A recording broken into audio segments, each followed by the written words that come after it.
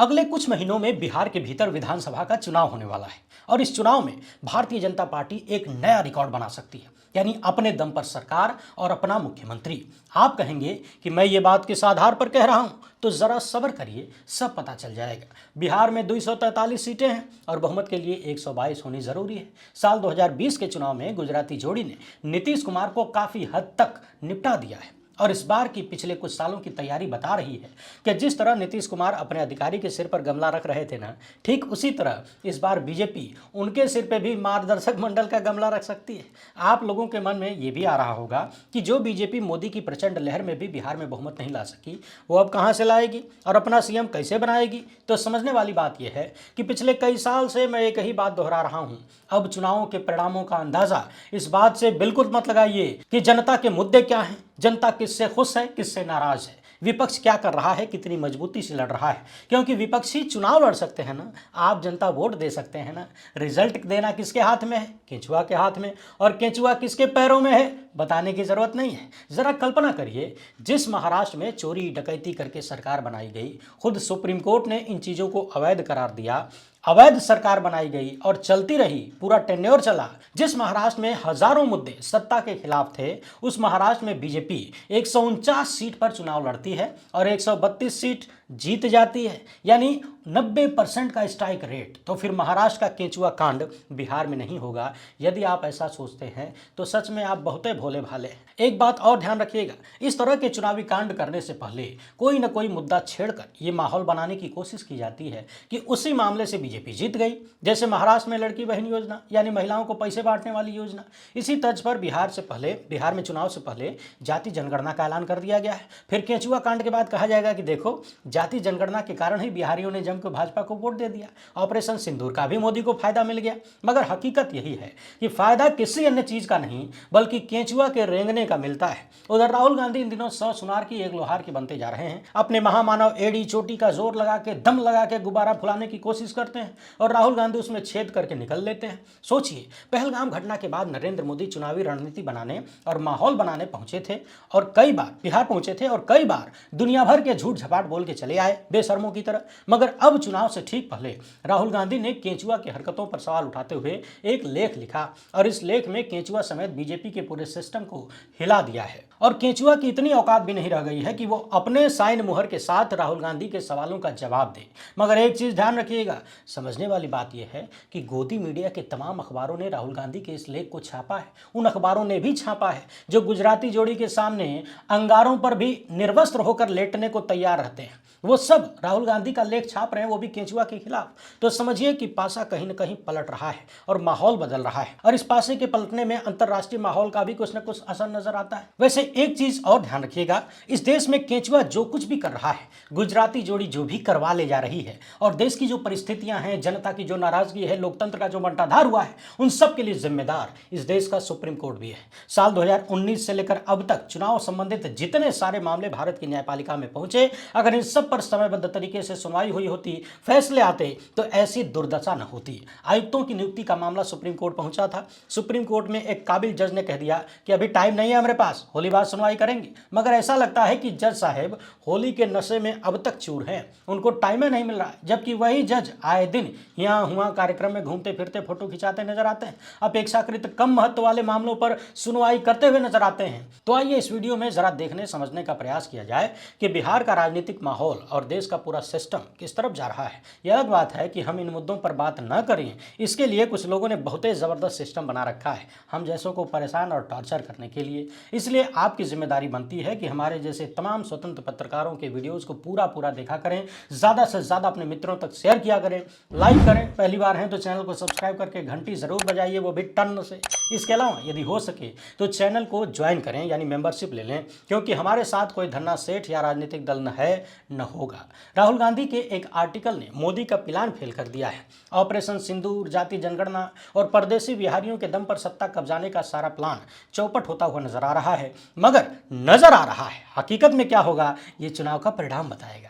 क्योंकि राहुल गांधी ने महाराष्ट्र में चुनावी धांधली का मुद्दा फिर से उठा दिया है। जनता को फिर से बताने का प्रयास किया है कि केंचुआ ईमानदार नहीं है। हालांकि एक बात मैं आपको शुरुआत में ही बता दूं, राहुल गांधी आज जो बात कह रहे हैं ये बात हम पिछले कई साल से हर एक चुनाव परिणाम के तुरंत बाद कहते हैं और पूरा आंकड़ा आपके सामने रखते हैं। ये बात बार बार कही जा चुकी है कि केंचुआ भरोसे के लायक नहीं रह गया है, उसकी हरकतें भरोसे के लायक नहीं रह गई हैं। मगर राहुल गांधी की रणनीति एक और सवाल खड़ा करती है कि क्या अगला लोकसभा चुनाव केंचुआ की बेईमानी के मुद्दे पर लड़ा जाएगा? क्या कांग्रेस हर चुनाव से पहले चुनाव आयोग के सरेंडर को मुद्दा बनाएगी? दरअसल राहुल गांधी के सवालों का जवाब चुनाव आयोग के पास है नहीं।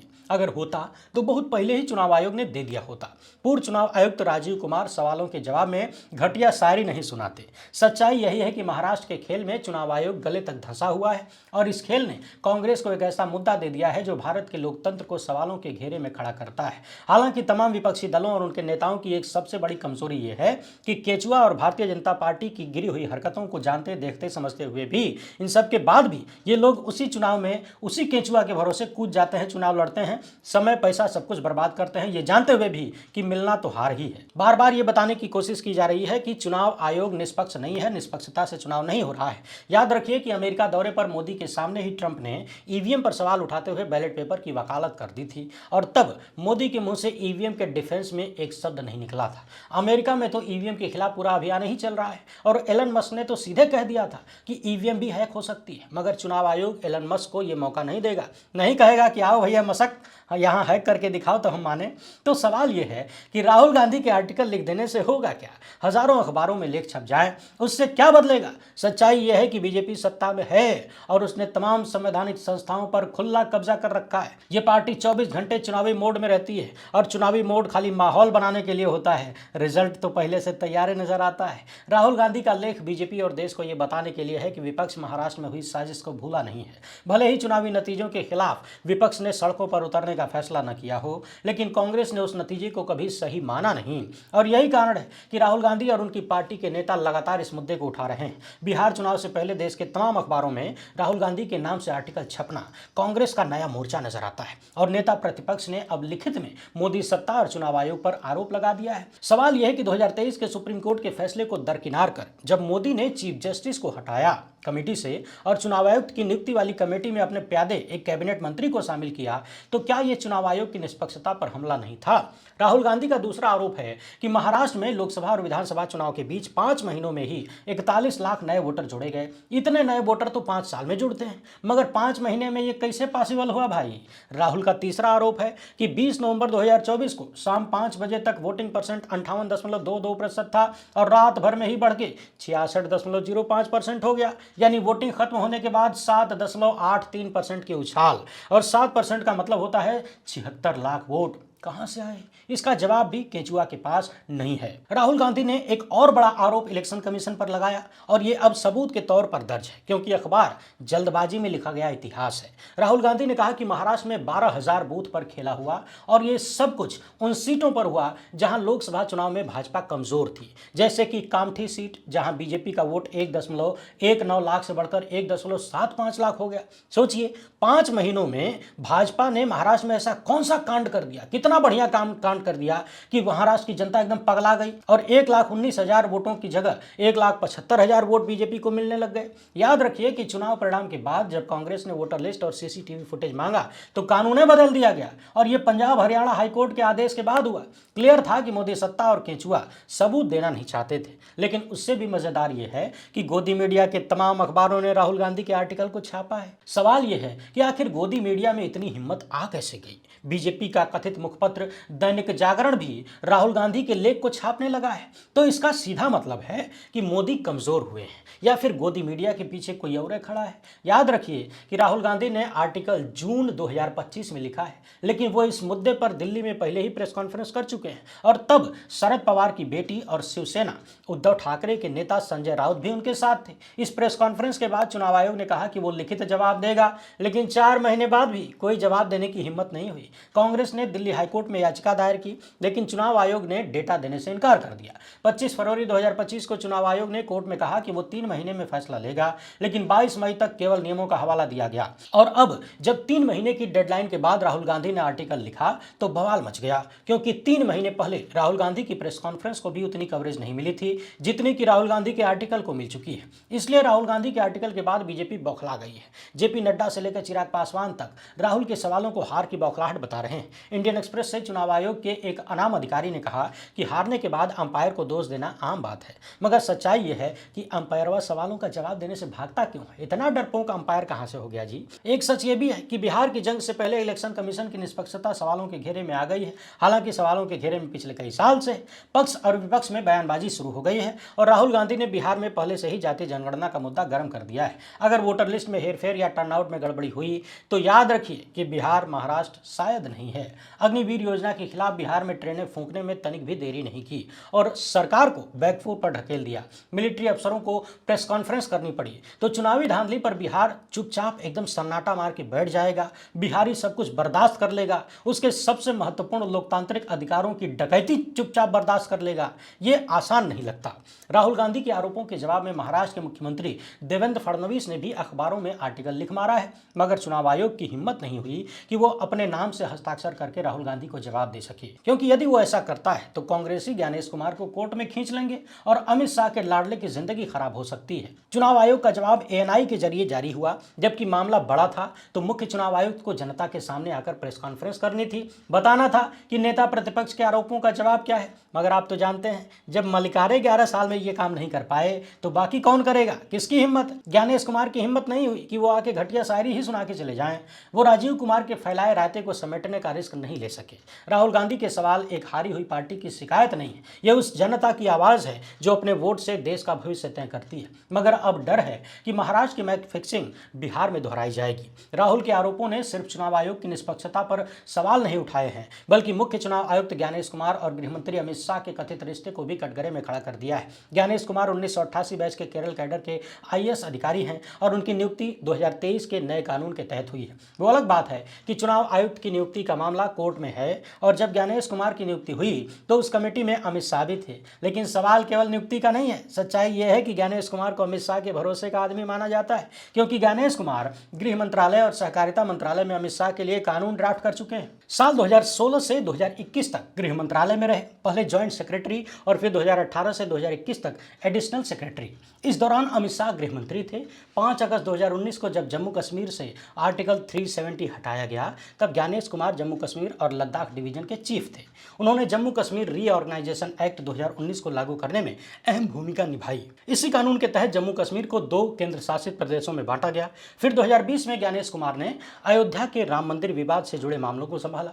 सुप्रीम कोर्ट के फैसले के बाद श्री राम जन्मभूमि तीर्थ क्षेत्र ट्रस्ट की स्थापना में भी उनका बड़ा रोल रहा। यह ट्रस्ट भी अमित शाह के अधीन था। तो क्या यह महज संयोग है कि एक ऐसा अधिकारी जो बीजेपी के 2 सबसे बड़े सियासी प्रोजेक्ट से जुड़ा रहा अब देश में चुनाव कराएगा तो उसके निष्पक्ष होने पर कौन भरोसा करेगा?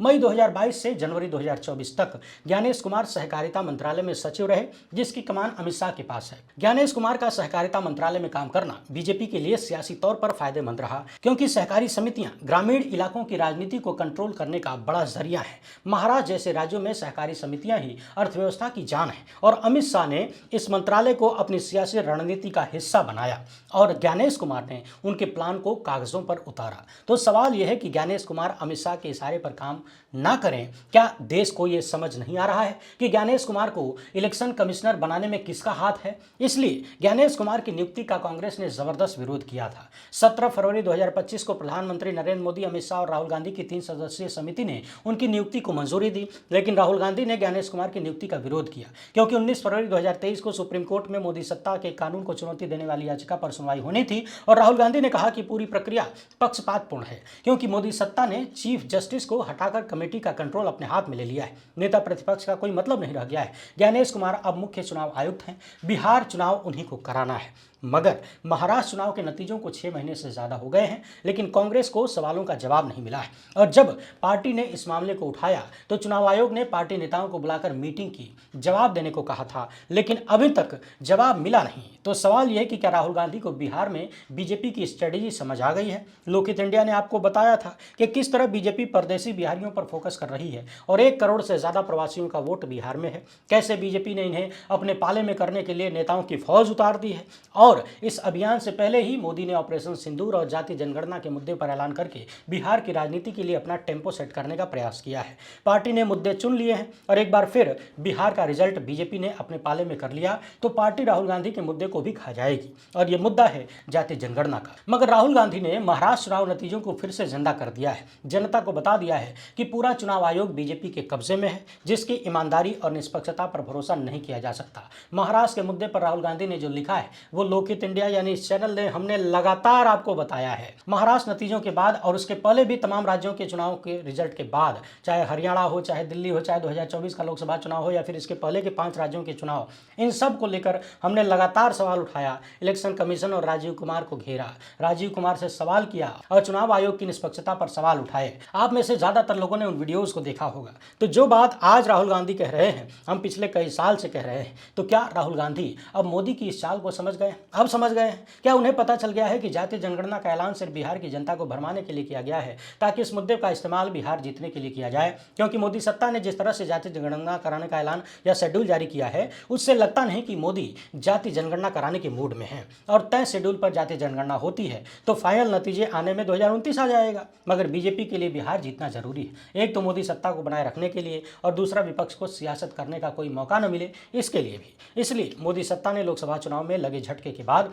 सारे बड़े चुनाव जीते और बिहार जीतने के बाद नरेंद्र मोदी सोशल जस्टिस के साथ राष्ट्रवाद के मुद्दे पर भी अपना नैरेटिव सेट कर सकते हैं कि जनता ने जाति जनगणना कराने के लिए मोदी को वोट दिया है। वैसे गिनाने को तो ऑपरेशन सिंदूर भी है, क्योंकि जब देश पहलगाम के बदले की मांग कर रहा था नरेंद्र मोदी ने जाति जनगणना का ऐलान कर दिया और तब लोगों को समझ नहीं आया कि मोदी के दिमाग में चल क्या रहा है। मगर राहुल गांधी इस बात को समझते हैं। कांग्रेस बिहार में पूरी तरह सक्रिय है और पार्टी बीजेपी को कोई मौका देना नहीं चाहती है। इसलिए कांग्रेस महाराष्ट्र के चुनावी नतीजों को निकाल करके लाई है और एम्पायर पर ही सवाल खड़ा कर दिया है। सवाल तो सुप्रीम कोर्ट पर भी है, जिसने चुनाव आयुक्त की नियुक्ति वाली याचिका पर अभी तक कोई सुनवाई नहीं की। महाराष्ट्र की चुनावी चोरी एक ऐसा मुद्दा है जिसे कांग्रेस छोड़ने वाली नहीं है। जाति जनगणना की तरह ही ये मुद्दा भी नरेंद्र मोदी को घुटने टेकने के लिए मजबूर कर सकता है, क्योंकि अमेरिका और ट्रंप के साथ मोदी के रिश्ते बदल चुके हैं या फिर कहिए बिगड़ चुके हैं। और जब दुनिया के सबसे बड़े लोकतंत्र में विपक्ष का नेता चुनावी निष्पक्षता और जनता के मैंडेट की चोरी का सवाल उठाता है तो फिर दुनिया का मुंह बंद कराना मोदी के लिए आसान नहीं है। अमेरिका तो खुलकर कह चुका है